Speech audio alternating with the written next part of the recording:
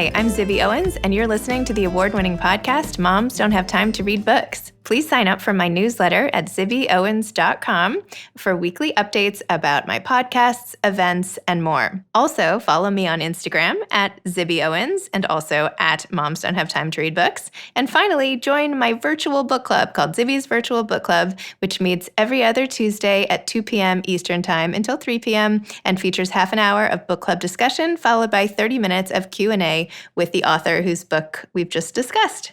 You can sign up on my website, zibbyowens.com, under the Virtual Book Club section, or even on Instagram under the link in my bio. I hope you'll find me in all these different channels and enjoy this podcast. Hi, I don't know if you guys know this or not, but I have an anthology coming out called Moms Don't Have Time To, a quarantine anthology. And it comes out on February 16th and has essays by 60 plus of the authors who have been on this podcast. So first of all, please pre-order this book. I think you will love it. I'm so excited about all the authors who are represented.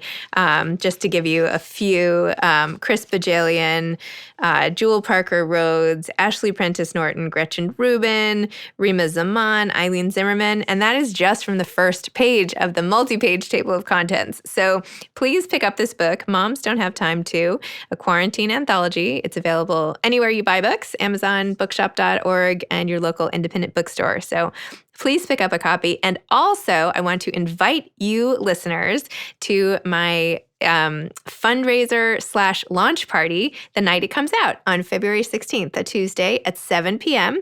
Bookhampton and the Children's Museum of the East End are co-hosting it for me, and 50 of the authors who wrote essays in this book, as well as many of the amazing authors who blurbed this book, who wrote little praiseworthy quotes at the front, will be there, and you can be there too. So if you go to my website, zibbyowens.com, and just click on Anthology and go to Book Tour, you will see a whole fundraiser section.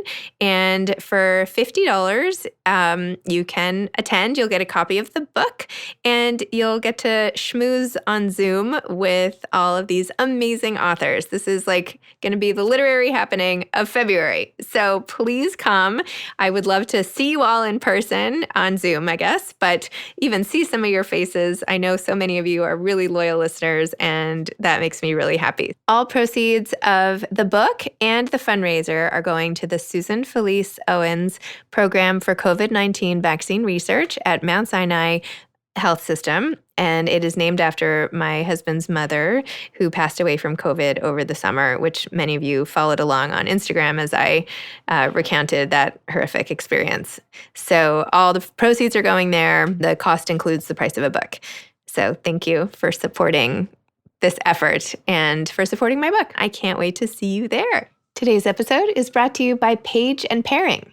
Page and Pairing is the weekly email that brings you book, wine, and recipe recommendations, plus exclusive perks like author interviews and essays, music playlists, and writing tips. Sign up for free at pageandpairing.com. And if you're tired of wondering what to read, drink, and cook, Page and Pairing does it all for you, dropping all three into your inbox. Books are definitely better when paired with great wine and delicious food. So Page and Pairing is the weekly email that brings you all three, curated for your pleasure and dropped in your inbox. Again, sign up for free at pageandpairing.com. Charles Yu is the author of 4 books, including his latest, Interior Chinatown, which won the National Book Award for Fiction.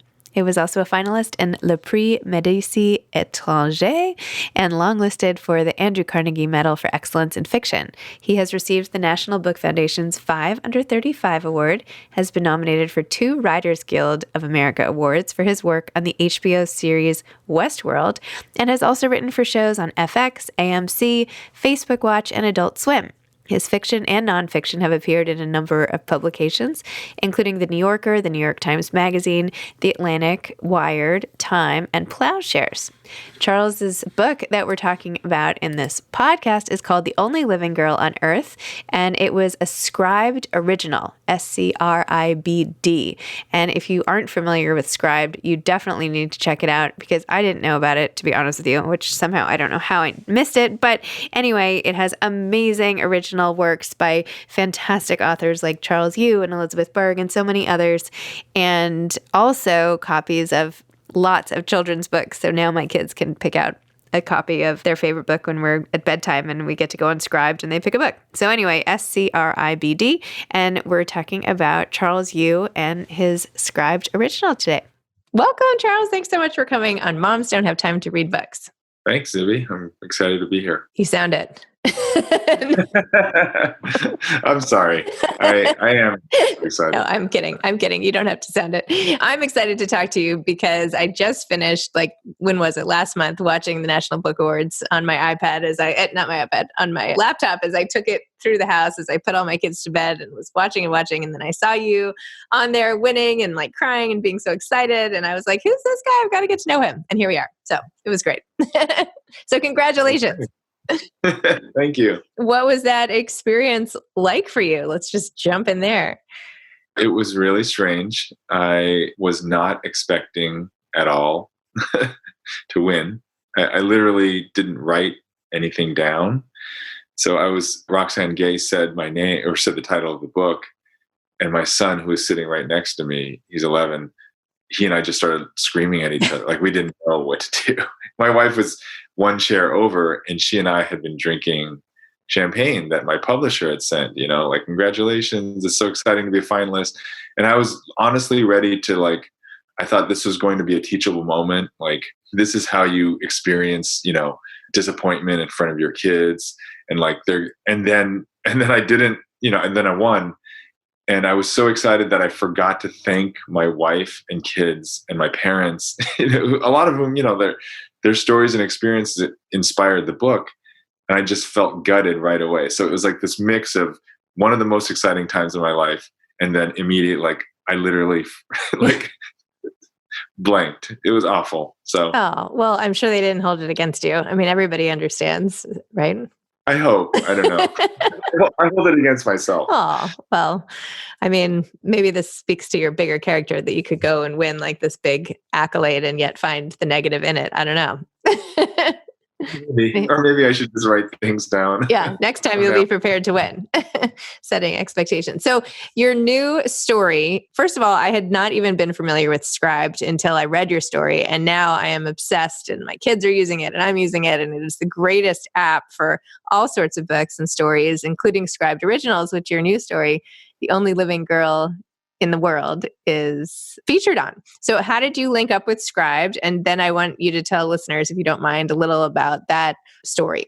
Sure, definitely. So I had known Amy Grace Lloyd for years. She edited a story of mine. She had acquired a story of mine and helped me edit it for Playboy, actually, about a decade ago.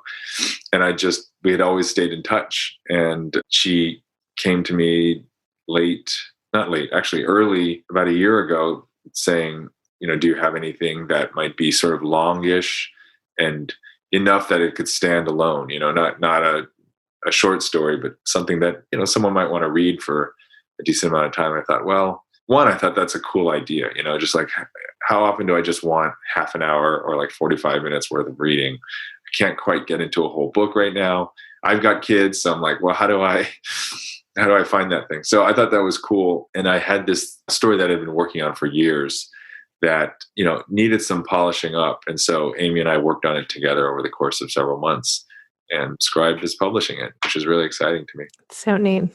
And tell me about this vision of yours as sort of Earth in the year 3021 or so, where the gift shop is sort of all that's left, the remnants of an amusement park that was a failure. And so now all you have is the best part of the amusement park, theoretically, the gift shop, Earth's gift shop, or whatever. There was a lot of debate of what to call it in the story.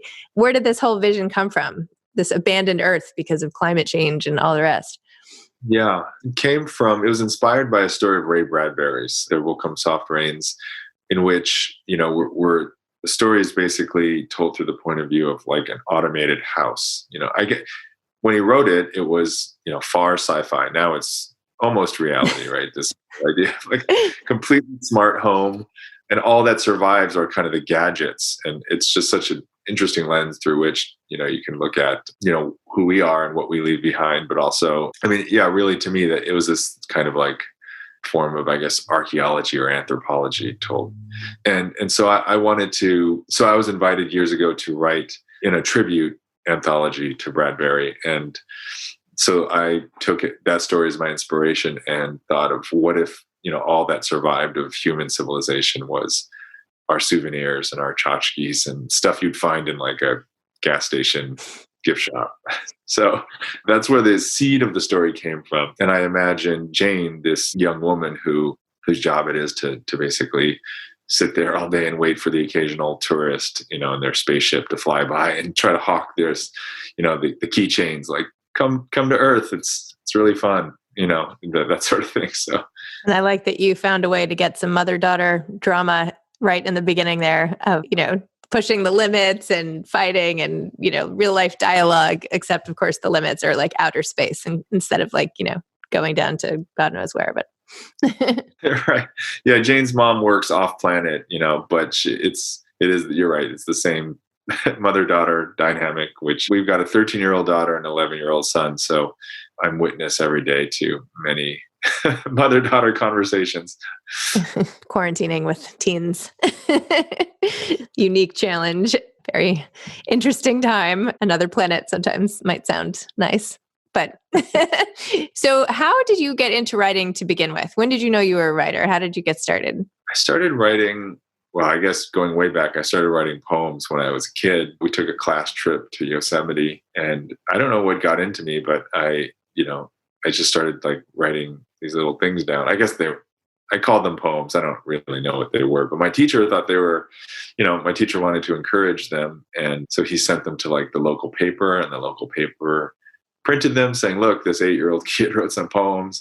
I guess that got me the kind of publication bug. That was pretty exciting. But I didn't actually start writing again until college. I wrote poetry at Berkeley. It was my minor. I was a biology major. I was supposed to be a doctor, but that didn't work out. So instead I went to law school, and sometime after law school, or sometime in law school, I realized, I miss fiction. I started reading again. And right after I graduated, when I started practicing law, I also, at the same time, I think subconsciously wanted a kind of creative outlet. Like, I'm going into this law firm, it's going to, crush my soul or whatever. And I thought, well, I need to have some outlet. So I started writing these really weird, tiny short stories, like in the margins of notepads, or like I'd scribble an email to myself and shoot it off and just say, later tonight when I have time, at like 11 o'clock, I'll come back to this.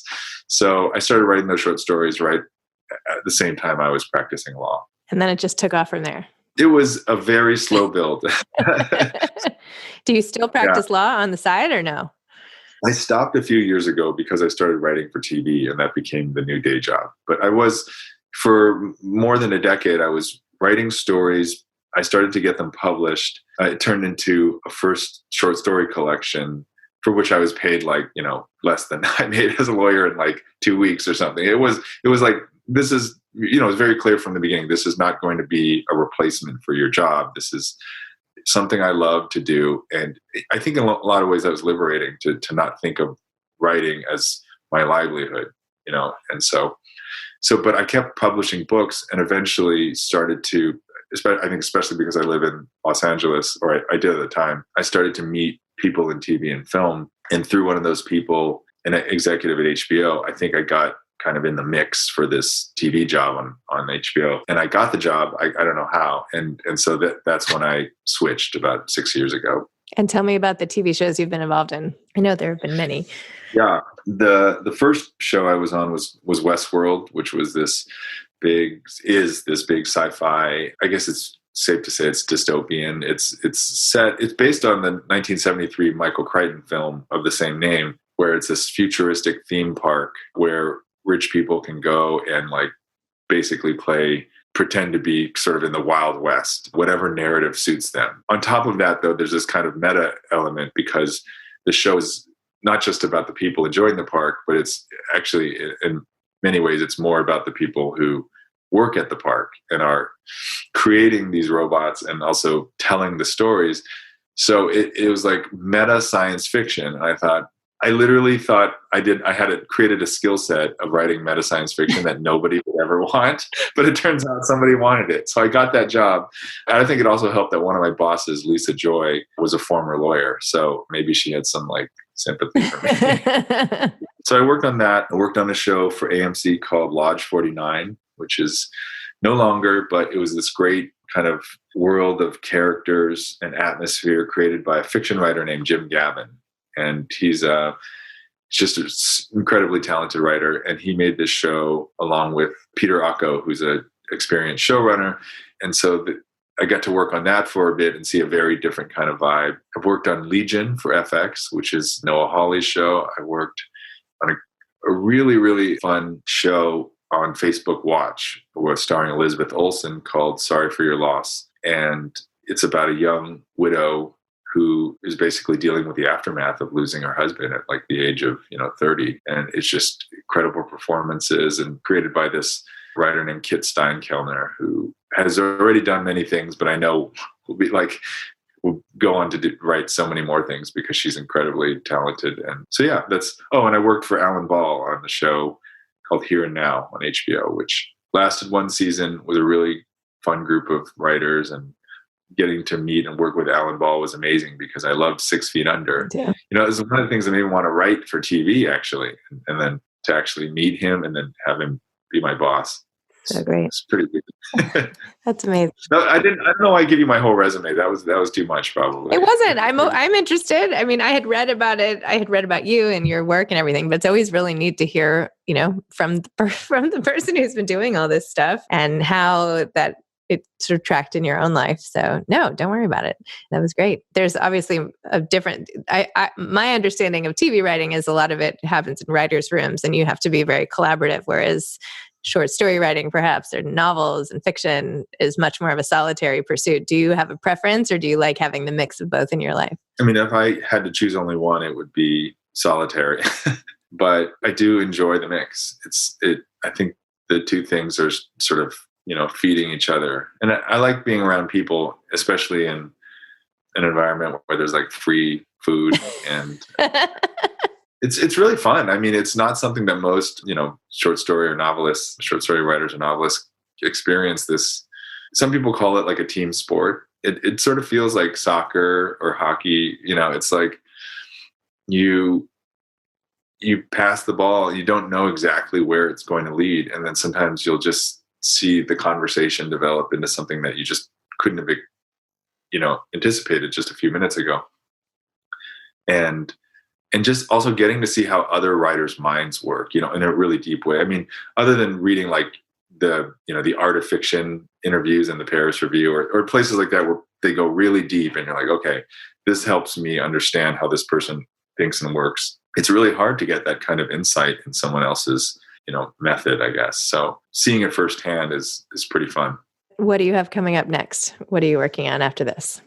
I'm adapting Interior Chinatown for Hulu. So hoping I can figure out how to do that. And, I'd like to write another book, but this one took 7 years. So I don't know. I'm not trying to rush it at all. And I'll definitely be writing more short stories. I mean, working on this with Amy and Scribed is just so fun because it's nice to finish things and have them be out in the world. And, I love the short story. It's how I started to write. And there's something about it that is, if anything, it's more demanding and it's more pure than a novel. You can actually imagine, not to say writing a flawless short story, that's not how I would gauge it. It's not as if there's flawed and flawless stories, but you can actually imagine the feeling of pulling off what you're trying to do, and in a sort of finite amount of time, rather than a novel, which is just sort of like eventually someone's just going to rip it out of your hands. Or you're going to send it in just an act of like exhaustion. So yeah, I'm hoping to write more short stories soon. Well, it's great for the author to feel that sense of accomplishment, and also for the reader, like you mentioned earlier, that it's not as big an undertaking and yet you can still get a taste and then see, when I was on Scribe, there's so many authors who've written these original works for them, even authors I've had on like Elizabeth Berg. And I was like, oh my gosh, well, I have to read her story and I have to read this and that. And it's not such a big commitment. And I think it'll be good for other people who aren't as familiar with people's work to get, like a little sampler, like trailers for books or something. But anyway, do you have any advice for aspiring authors? Well, I don't know if it's your website or the podcast website, but I loved what you're saying about listening. I think that's just, I'm botching the quote, but it's, What is it exactly? So I don't. You mean when I said something like I believe in the power of listening and hearing other people's stories and all that good stuff? I don't even remember what I said. I can look it up. No, I'm sorry. No, I'm glad you read my website. That's so nice of you. I said, I believe in the power of stories. I believe in the healing power of a good conversation. I believe that listening is far more important than speaking. I believe that the right book can change everything. Is that what you meant? Yeah. Yeah. All of that. I can't really do better than that. I think the part that's so true is, listening rather than speaking, and, paying attention. And that means usually reading and listening rather than talking. Here I am talking and saying that, but I think it's so true. And yeah, I read so many short story collections when I started to write, and just getting other people's voices in there, in my head, and just the feeling it gives you, reading like Laurie Moore or Raymond Carver or George Saunders. I mean, the sort of just the way it kind of lit me up and said, I could never do this, but I want to try to make someone else feel this way. I don't know, that sense of wanting to connect with people, and always using that as a kind of North Star, I guess. So excellent. Well, it's always nice to have my advice quoted back to me. That's a first. Anyway, well, thank you so much. Thanks for coming on my podcast. Thanks for letting me enjoy start to finish a short story and give me a feeling of accomplishment this week in particular. So thank you for taking the time to talk to me. Thanks, Zibby. It's nice to speak with you. Okay. Bye. Thanks to pageandpairing.com for sponsoring today's episode. Go check them out, pageandpairing.com, the weekly email that brings you book, wine, and recipe recommendations. And just a reminder again, please pre-order a copy of my book, Moms Don't Have Time To, a quarantine anthology, and go to my website under the anthology tab for the fundraiser. And I hope you'll buy a ticket and join me and I should have mentioned, all proceeds go to COVID-19 research. So please join me for the fundraiser. Thanks so much. Thanks for listening to this episode of Moms Don't Have Time to Read Books. Don't forget to follow me on Instagram at Zibby Owens and at Moms Don't Have Time to Read Books. Also sign up for my newsletter at zibbyowens.com and sign up for my virtual book club and meet lots of authors on Zoom every other week. Thanks so much to Steve and Ryan at Texture Sound for the sound editing. And thank you to Morning Moon Productions for providing this fantastic intro and outro music.